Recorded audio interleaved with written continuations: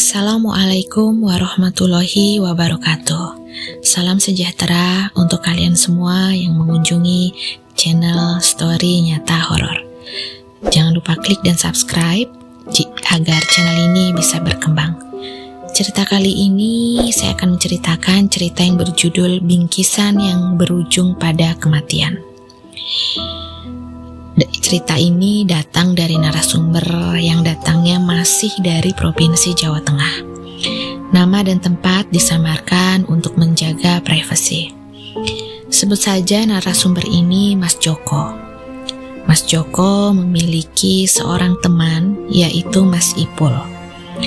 Mas Joko dan Mas Ipul adalah teman sepermainan sejak kecil. Dan jarak rumah mereka pun tidaklah jauh. Sejak kecil, sekolah pun mereka selalu bersama-sama sampai akhirnya mereka beranjak dewasa. Dan tanpa terasa, mereka pun sudah bekerja dan menemukan jalannya masing-masing. Mas Joko sendiri memilih bekerja sebagai wira swasta, yaitu sebagai peternak burung puyuh. Sedangkan Mas Ipul bekerja di instansi pemerintahan.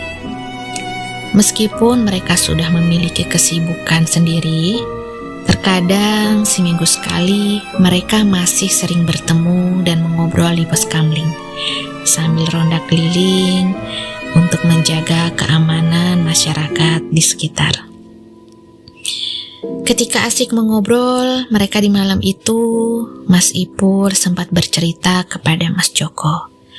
Jika sore tadi Mas Ipul mendapat bingkisan makanan dan sembako dari orang yang tidak dikenal. Jadi sore itu ban motor Mas Ipul bocor. Lalu ketika sedang menuntun motor, datanglah orang yang Mas Ipul sendiri sebenarnya tidaklah kenal dengan orang itu. Lalu orang itu memberikan sebuah bingkisan. Setelahnya orang itu mengatakan, ini ada sedikit rezeki lebih, tolong diterima. Awalnya Mas Ipul bingung, kok ada orang tiba-tiba memberikan bingkisan. Tapi ditepisnya pikiran yang macam-macam dan diterimalah bingkisan itu. Mas Ipul berpikir, ternyata di zaman sekarang masih banyak orang baik dan dermawan seperti bapak itu. Begitu dalam hatinya Mas Ipul.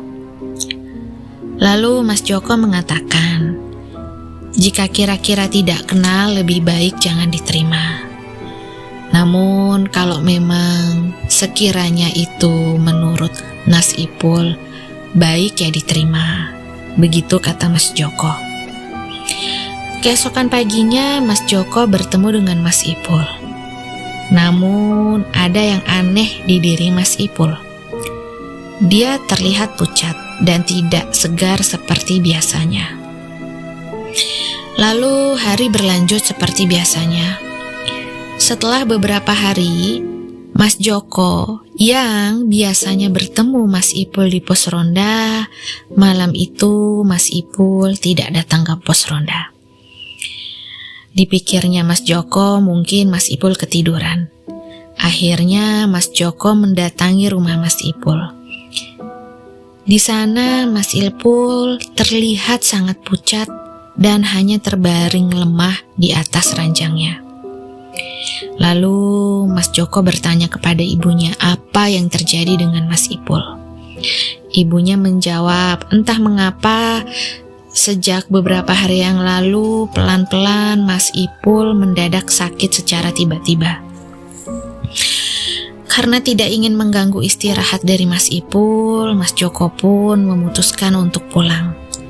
Di dalam pikiran Mas Joko, Mas Ipul mungkin butuh istirahat dan tanpa berpikir yang aneh-aneh.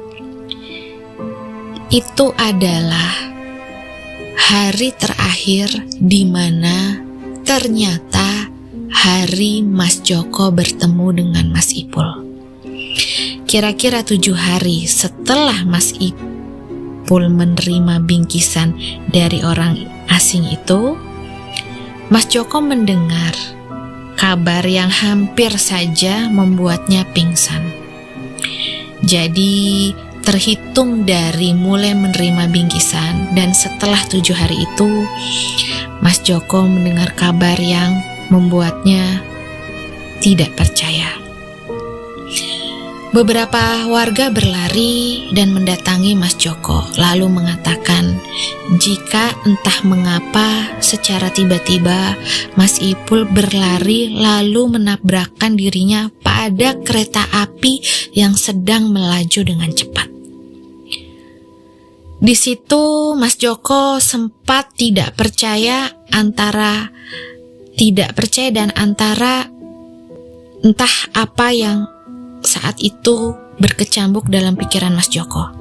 Mas Joko hanya diam mematung, mencoba untuk mencerna perkataan dari tetangga sekitar.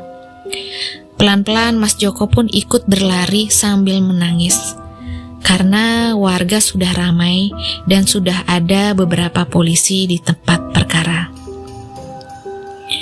Warga saling bantu-membantu mengangkat jenazah dari Mas Ipul yang sudah tidak utuh lagi. Mas Joko pun ikut mengambil sisa-sisa tubuh dari badan Mas Ipul. Lalu dengan sedih dan sambil menitikkan air mata, ia masukkan sisa-sisa tubuh itu ke dalam kantong plastik. Sebenarnya Mas Joko sendiri masih butuh waktu dan masih belum percaya jika sahabatnya harus berakhir dengan cara tragis seperti ini.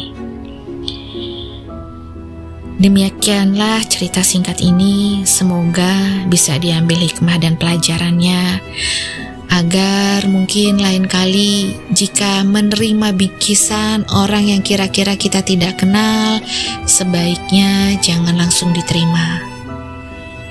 Semoga cerita ini bermanfaat dan terima kasih yang sudah mendengarkan. Semoga beliau, almarhum Mas Ipul, diterima di sisi Tuhan dan diberikan tempat terbaik. Wassalamualaikum warahmatullahi wabarakatuh.